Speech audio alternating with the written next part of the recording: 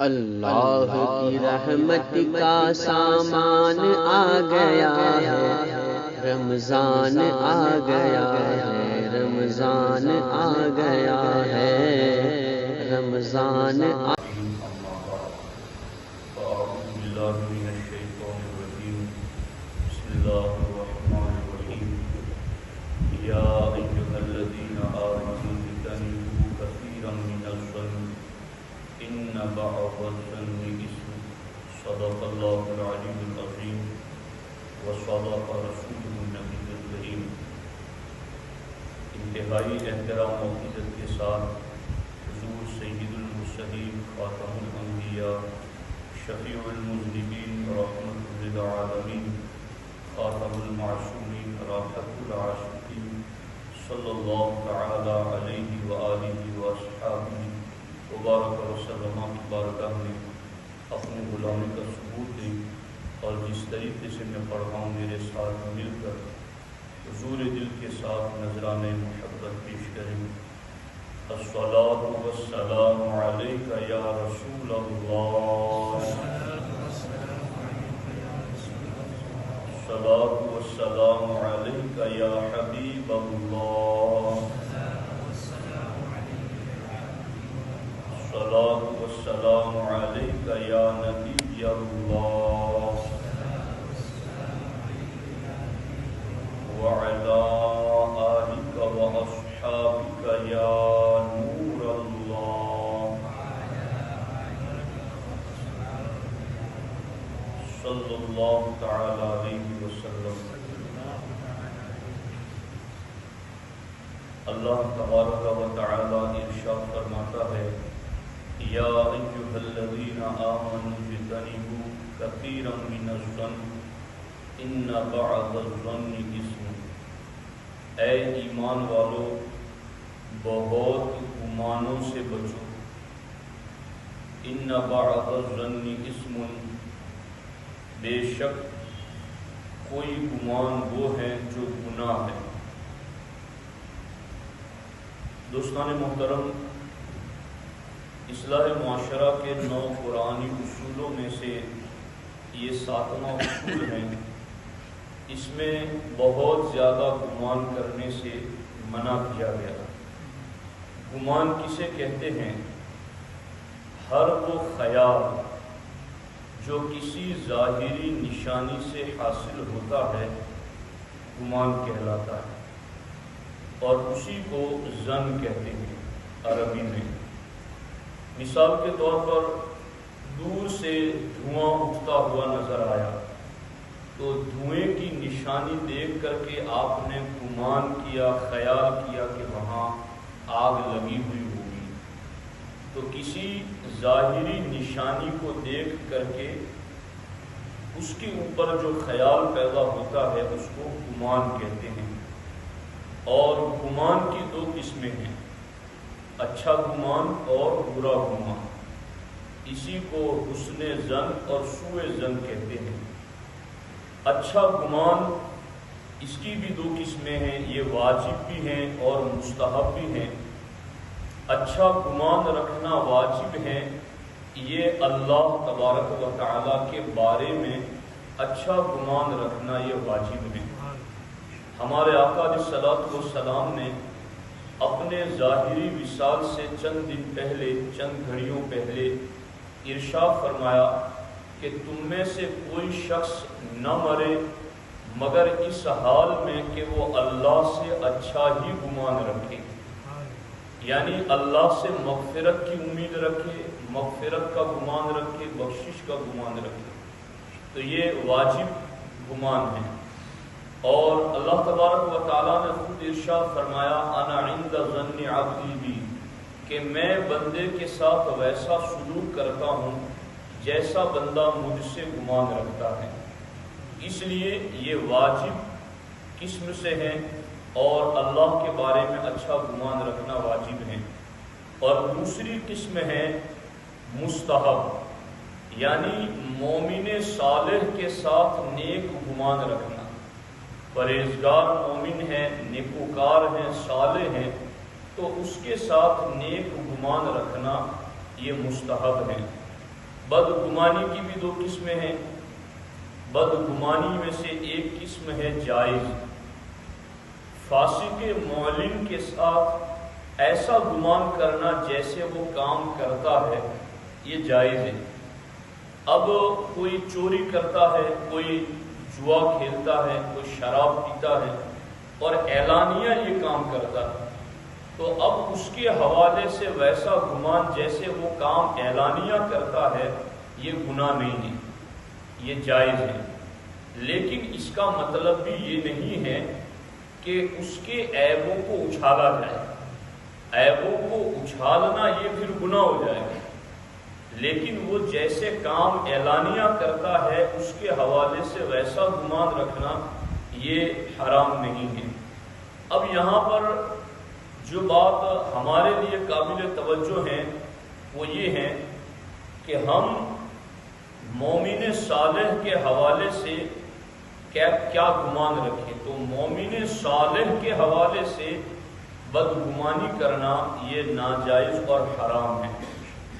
حضرت علامہ سید نعیم الدین مراد آبادی علیہ رحمہ فرماتے ہیں کہ مومن صالح کے ساتھ برا گمان ممنوع ہے، اسی طرح اس کا کلام سن کر کے فاسد معنی لینا باوجود یہ کہ اس کے دوسرے صحیح معنی موجود ہوں اور مسلمان کا حال اس صحیح معنی کے موافق ہو، پھر بھی اس کے بولے ہوئے لفظ سے غلط معنی لینا یہ بدگمانی میں داخل ہے۔ یعنی اگر آپ نے اعلانیہ گناہ کرتے ہوئے نہیں دیکھا ہے کسی کو اور وہ مومن صالح ہیں اور اس نے کوئی بات کی ہے، تو اب اس کی بات کا غلط مطلب نکالنا اسے بھی شریعت نے بدگمانی قرار دیا ہے۔ چونکہ آپ جانتے ہیں کہ بدگمانی کی وجہ سے آگے کیا ہوتا ہے، آگے عداوت پیدا ہوتی ہے، آگے پھر عیب بیان کیے جاتے ہیں، آگے پھر اس سے دشمنی نکالنے کے طریقے بیان کیے جاتے ہیں۔ تو بدگمانی اصل کے اندر باقی بہت سارے گناہوں کو دعوت دینے والی ہے، تو اسلام بدگمانی سے ہی ایمان والوں کو روکتا ہے۔ اب یہ بدگمانی یہ اس کی تعریف کیا ہے؟ محض کسی کے بارے میں دیکھ کر خیال آ جانا ذہن میں، دماغ میں، یہ بدگمانی نہیں ہے اور اس پر کوئی گنہگار بھی نہیں ہے، چونکہ خیال آ جانے پر کسی کا روک اور بس نہیں چلتا۔ ہم نے آپ کو دیکھا، آپ نے مجھے دیکھا، مجھے دیکھ کر آپ کے ذہن میں خیال آیا، تو اس خیال کو نہ آنے دینا یہ میرے اور آپ کے بس میں نہیں ہے۔ لا یکلف اللہ نفسا الا وسعها، اللہ ہر جان کو اتنا ہی ذمہ دار بناتا ہے جتنا اللہ نے اس کو طاقت دی ہے۔ تو اب خیال آ جانا اور گمان آ جانا اس پر بندے کا کنٹرول نہیں ہے، تو محض خیال آ جانے پر گناہ کا حکم نہیں ہے۔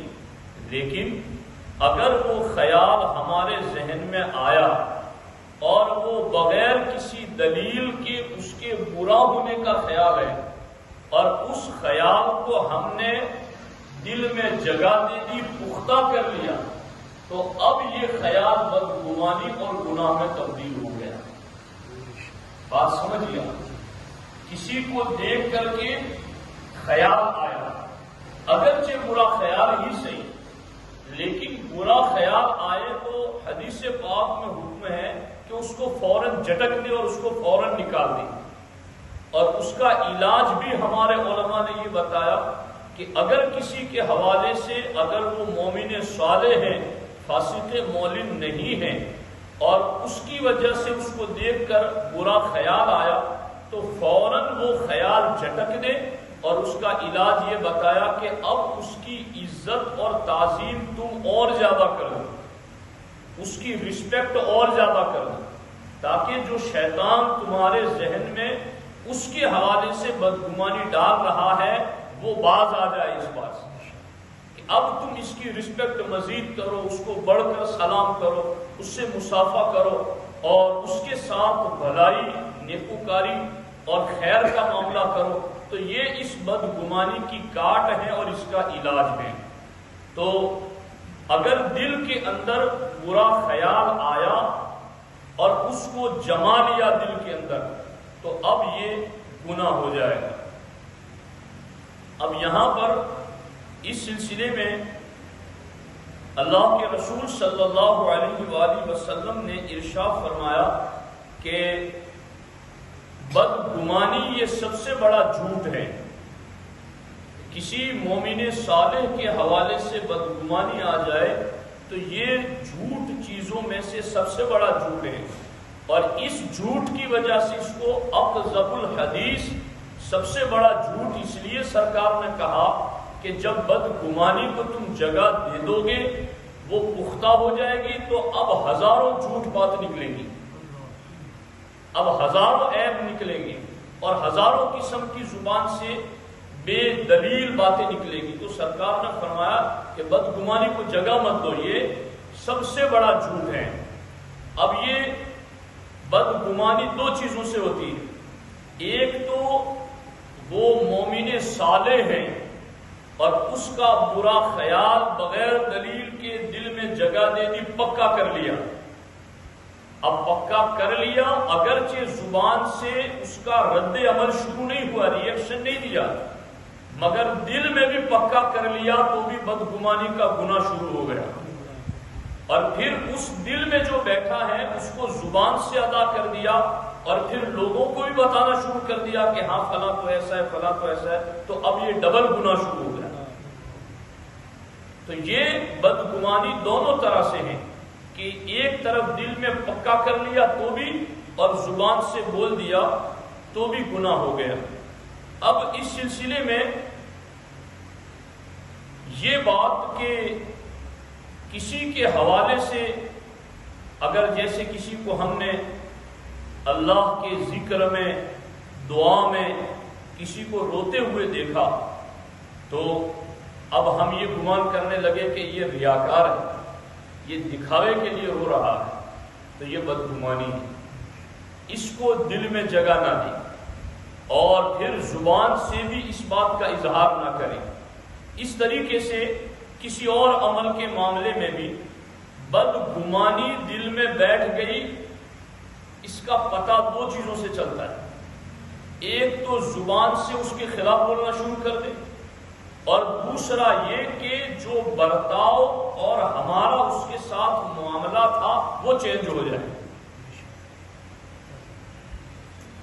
جس کی بدگمانی دل میں آ گئی ہے تو اب اس کے خلاف زبان سے بول دیا، یہ بھی بدگمانی ہے، اور زبان سے نہیں بولا مگر پریکٹیکل عمل میں چینجنگ آ گئی، جیسے سلام کلام پہلے تھا اب نہیں ہے، جیسے دوستی محبت پہلے تھی اب نہیں ہے، تو اب یہ بھی بدگمانی کی علامت ہے۔ اور اس سے بھی حضرت امام غزالی رضی اللہ تعالیٰ عنہ نے فرمایا کہ مومن کو باز رہنا چاہیے۔ اب میں اس حوالے سے دو مثالیں آپ کے سامنے رکھنا چاہتا ہوں، اور بہت دلچسپ حکایات ہیں، قابل نصیحت آموز ہیں۔ حضرت سیدنا عبداللہ بن اسعد یافعی علیہ رحمہ فرماتے ہیں کہ بغداد میں ایک تاجر اور سوداگر تھا جو صالحین سے بدکلامی کرتا اور ان سے برا سلوک کرتا، لیکن کچھ عرصہ بعد اس کو دیکھا گیا کہ وہ ان صالحین کی صحبتی میں بیٹھا نظر آتا، اپنا سارا سرمایہ ان صالحین پر ہی اس نے لٹا دیا۔ تو ایک علم والے نے اس سے پوچھا کہ تجھ میں یہ چینجنگ کیسے آ گئی؟ توجہ سے سننا۔ اس نے کہا کہ میرا معاملہ یہ تھا کہ ایک مرتبہ جمعہ کی نماز کے بعد میں نے حضرت بشر حافی کو دیکھا کہ مسجد سے جلدی جلدی نکل رہے ہیں۔ میں نے سوچا کہ دیکھو یہ صوفی بنا ہوا شخص ہے، لوگ اس کو نیک سمجھتے ہیں، اور تھوڑی دیر بھی مسجد میں رکنے کو تیار نہیں، فوراً نکل کے جا رہا، جلدی جلدی بھاگ رہا ہے۔ یہ بدگمانی سمجھ آ رہی ہے؟ یہ اس طرح کی بدگمانی۔ وہ کہتا ہے کہ میں نے دیکھا کہ میں سب چھوڑ چھاڑ کے ان کے پیچھے لگ گیا کہ دیکھو کیا کر رہے ہیں۔ تو میں نے دیکھا کہ بشر حافی بازار میں گئے اور نان بائی کے یہاں سے نرم نرم روٹیاں خریدی، تو روٹیاں کیا توے پر جلی، یہ جل گیا۔ اس نے کہا کہ یہ صوفی نرم نرم روٹیاں خرید رہا ہے، پھر پیچھے لگ گیا۔ تو دیکھا کہ حضرت بشر حافی ایک کباب والے کی دکان پر 1 درہم کے کباب خرید رہے ہیں۔ یہ اور زیادہ پریشان ہو گیا، غصہ اور بڑھ گیا۔ پھر وہاں سے بشر حافی بڑھے تو ایک حلوائی کی دکان پر پہنچے اور 1 درہم کا فالودہ خریدا۔ یہ تاجر بغداد کا رہنے والا کہتا ہے میں نے کہا دل ہی دل میں خرید لو جتنا میٹھا اور لذیذ خریدتے ہو، کھانے بیٹھو گے تو ایسی بات کروں گا کہ سارا مزہ کیڑکیڑا ہو جائے گا، سارا مزہ خراب کر دوں گا تمہارا، تم کھانے کے لیے بیٹھو کہاں بیٹھو۔ وہ کہتا ہے کہ میں حضرت بشر حافی کے پیچھے چل پڑا، مجھے لگا کہ یہ کھیتوں میں جا رہے ہیں تو کہیں بیٹھ کے چھپا کے کہیں جھاڑیوں میں بیٹھ کے کھائیں گے۔ بشر حافی کے بارے میں وہ کہتا ہے میں پیچھے پیچھے چل پڑا، یہاں تک کہ عصر کے وقت تک بشر حافی چلتے رہے۔ اللہ اکبر۔ اور عصر کے وقت ایک گاؤں کی مسجد میں پہنچے جہاں ایک بیمار آدمی موجود تھا مسجد میں۔ بشر حافی اس کے سرانے بیٹھ کر اسے کھانا کھلانا۔ وہ کہتا ہے تھوڑی دیر کے لیے میں نے سوچا چلو یہ کھانا کھلائے، وہاں تک میں گاؤں دیکھ آتا ہوں، کون سا گاؤں گھوم آتا ہوں۔ تو چکر مار کے میں واپس آیا تو میں نے دیکھا کہ بشر حافی تو وہاں نہیں ہے۔ تو میں نے اس بیمار سے پوچھا کہ بشر حافی کہاں گئے؟ تو اس بیمار نے کہا کہ وہ تو بغداد واپس چلے گئے۔ تو میں نے پوچھا کہ بغداد یہاں سے کتنی دور ہے؟ کہا بغداد یہاں سے تقریباً 300 کلومیٹر ہے۔ اب یہ انا للہ و انا الیہ راجعون، یہ پریشان ہو گیا کہ اب کیا کروں، پیسے بھی میں تو لے کے نہیں چلا تھا ساتھ میں، نہ میرے پاس سواری ہے، نہ اتنی طاقت ہے کہ میں پیدل اتنا سفر طے کر سکوں۔ تو اس بیمار شخص نے کہا تو انتظار کر، آئندہ جمعہ بشر حافی پھر تشریف لائیں گے تو پھر تو انہی کے ساتھ چلے جانا۔ 1 ہفتہ ہوا، آئندہ جمعہ کو حضرت بشر حافی رضی اللہ تعالیٰ عنہ پھر تشریف لائے تو اس بیمار کو کھلایا۔ اس بیمار نے کہا کہ حضور یہ شخص گزشتہ جمعہ آپ کے پیچھے پیچھے یہاں آیا تھا، ہفتہ بھر سے یہاں رکا ہوا ہے، آپ اسے اپنے ساتھ لے گئے، دیکھیے آپ اسے اپنے ساتھ واپس لے جائیں۔ حضرت بشر حافی نے جلال بھری نگاہ سے اس کی طرف دیکھا اور ارشاد فرمایا تم میرے پیچھے پیچھے کیوں آئے؟ وہ کہتا ہے کہ میں نے کہا کہ حضور مجھ سے غلطی ہو گئی۔ یہ بھی صالحین کی علامت ہے کہ معاف کرنے والے ہوتے ہیں، درگزر کرنے والے ہوتے ہیں۔ تو فوراً حضرت بشر حافی نے کہا کہ چلو اب میرے پیچھے پیچھے چلے آؤ۔ وہ کہتا ہے کہ مغرب کے وقت ہم لوگ پھر بغداد میں پہنچ گئے۔ پھر بشر حافی نے میرے محلے کا نام پوچھا، میرا نام پوچھا اور اس کے بعد مجھے کہا جاؤ دوبارہ ایسا نہ کرنا۔ تو آپ دیکھ رہے ہیں یہ اس نے بدگمانی کی، صالح نیکوکار پرہیزگار متقی اللہ کے ولی کے ساتھ۔ اور اس طرح کی ایک روایت میں نے اور بھی پڑھی ہے اور وہ بھی نہایت ہی نصیحت آموز ہیں اور اس میں بھی ہم لوگوں کے لیے نصیحت موجود ہیں۔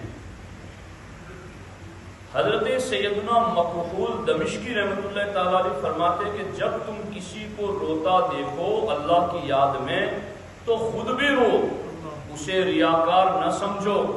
فرماتے میں نے ایک دفعہ کسی کے بارے میں یہ خیال کیا تھا کہ یہ ریاکاری کی وجہ سے رو رہا ہے تو میں 1 سال تک اللہ کی یاد میں رونے سے محروم ہو گیا۔ تو آپ دیکھیے اس لیے بدگمانی سے بچنا چاہیے۔ عربی کا قول ہے اذا ساء فعل المرء ساءت ظنونه، جب کسی کے کام برے ہو جائے تو اس کے خیالات بھی برے ہو جاتے ہیں۔ اور اعلیٰ حضرت فرماتے ہیں خبیث گمان خبیث دل ہی سے نکلتا ہے۔ اور حضرت بشر بن حارث فرماتے ہیں صحبت الاشرار تورث سوء الظن بالاخیار، بروں کی صحبت میں بیٹھو گے تو اچھوں سے بدگمانی پیدا ہوگی۔ تو بدگمانی کہاں سے آتی ہے ہمارے اندر، اس کا بھی ایک علاج انہوں نے بتا دیا اور ہمارے سامنے اس کو ذکر فرما دیا۔ اب ایک اور حکایت آپ سنیں کہ ایک بزرگ فرماتے ہیں کہ میں ایک مسجد میں نماز ادا کرنے کے لیے گیا تو وہاں میں نے دیکھا کہ ایک مالدار تاجر بیٹھا ہے اور قریب ہی میں ایک فقیر دعا مانگ رہا ہے۔ فقیر دعا کیا مانگ رہا ہے؟ یا اللہ آج میں اس طرح کا کھانا اور اس قسم کا حلوہ کھانا چاہتا ہوں۔ اب یہ فقیر دعا کر رہا ہے اور وہ مالدار قریب بیٹھا ہوا ہے۔ تو وہ تاجر نے یہ دعا سن کر بدگمانی کرتے ہوئے کہا کہ یہ فقیر اگر مجھ سے کہہ دیتا تو میں ضرور کھلا دیتا، اب یہ دعا کے بہانے مجھے سنا رہا ہے تاکہ میں اس کو کھلاؤں، تو میں تو تجھے نہیں کھلاؤں گا۔ یہ مجھے سنا رہا ہے کہ میں اس کو کھلاؤں تو سیدھا سیدھا کہہ دیتا مجھے۔ اب یہ بدگمانی دل کے اندر اس نے پال لی۔ وہ فقیر دعا سے فارغ ہو کر ایک کونے میں جا کر سو گیا۔ کچھ دیر بعد ایک شخص ڈھکا ہوا طباق لے کر آیا اور وہ مسجد میں دائیں بائیں دیکھنے لگا۔ جب کوئی نظر نہیں آیا تو سیدھا وہ طباق لے کر فقیر کے پاس گیا اور جگانے کے بعد وہ طباق عاجزی کے ساتھ اس کے سامنے پیش کر دیا کہ آپ کے لیے یہ ہے، آپ جتنا چاہیں اس میں سے تناول کرنا ہے۔ وہ تاجر کہتا ہے کہ میں نے دیکھا جب اس فقیر نے کپڑا ہٹایا تھال سے تو میں نے دیکھا کہ دعا میں اس نے جو کھانے مانگے تھے وہ سارے اس میں موجود ہیں، وہ سارے کھانے اس میں موجود ہیں۔ تو وہ تاجر کھانا لانے والے کے پاس گیا اور اللہ کا واسطہ دے کر پوچھا کہ کیا تم انہیں پہلے سے جانتے ہو اس فقیر کو؟ تو کہا کہ نہیں، میں تو نہیں جانتا، میں ایک مزدور شخص ہوں، میری زوجہ اور میری بیٹی ہم لوگ سال بھر سے اچھا کھانا بنانے کے اس میں تھے، تیاری میں تھے کہ ہمیں کچھ ملے اور ہم اچھا کھانا بنائیں، اور آج مجھے ایک مسقال سونا زیادہ ملا تو میرے بیوی کو کہا کہ آج اچھا کھانا بناؤ۔ میری بیوی کھانا بنا رہی تھی، میں سو گیا تو میری قسمت جاگ گئی اور اللہ کے رسول علیہ السلام میرے خواب میں تشریف لائے اور سرکار نے مجھے ارشاد فرمایا کہ آج تمہارے علاقے میں میرا ایک دوست آیا ہوا ہے جو مسجد میں ٹھہرا ہے، اور جو کھانے تم نے اپنے بچوں کے لیے تیار کیے ہیں اسے بھی وہی کھانے کی خواہش ہے، تو جاؤ وہ کھانے تم اس کے پاس لے جاؤ، اور جو بقیہ بچے گا میں دعا کرتا ہوں کہ اللہ تیرے لیے اس میں برکت دے گا، اور میں تیرے لیے اس کے بدلے میں جنت کی ضمانت دیتا ہوں۔ اب یہ اس غریب شخص نے کہا کہ بس میں تو اس لیے آیا تھا یہ سارا کہ مجھے حضور نے بھیجا ہے۔ اب یہ تاجر شخص، اب بہت ساری باتیں ہیں نا، یہ دنیا، یہ پہلے پارے کے پہلے پڑھنے پر اللہ تعالیٰ نے فرمایا الذین یؤمنون بالغیب، ایمان بن دیکھے لاؤ، سب کچھ دیکھنے والی باتیں یہاں مت کرو، یہ بالغیب ایمان والی باتیں۔ اور سرکار نے فرمایا ایک مرتبہ خوشخبری ہے اس کے لیے جو دیکھا اور مجھ پر ایمان لایا، وَطُوبَى 7 مرات لمن لم يرني وآمن بي، اور 7 مرتبہ خوشخبری ہے اس کے لیے جو بن دیکھے مجھ پر ایمان لایا۔ تو یہ اب میں کوئی امیروں کی انسلٹ نہیں کرتا، یہ ہمارے بھائی ہیں، لیکن اگر یہ دولت ہمیں اس طرز پر لے جا رہی ہے کہ ہم بدگمان ہو رہے ہیں چونکہ ہمارے پاس دولت زیادہ ہے، تو یہ دیکھو کس طرح سے ہلاکت کے قریب جا رہا ہے۔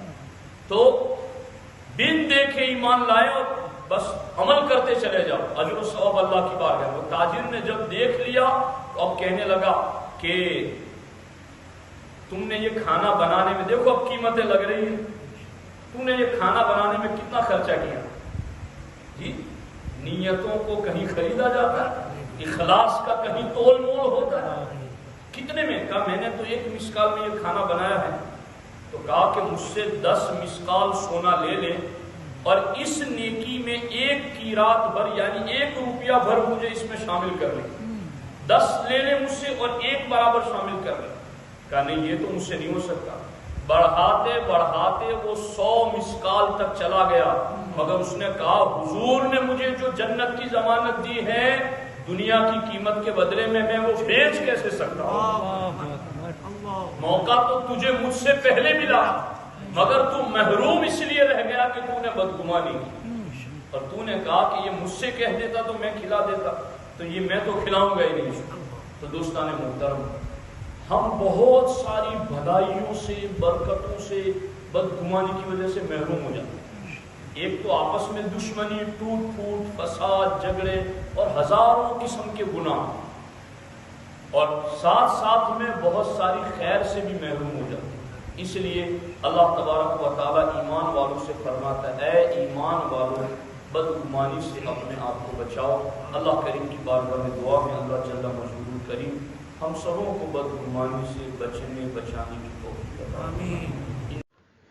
اے کاش میں بن جاؤں مدینے کا مسافر، اے کاش میں بن جاؤں مدینے کا مسافر، پھر روئی ہوئی ہے پاک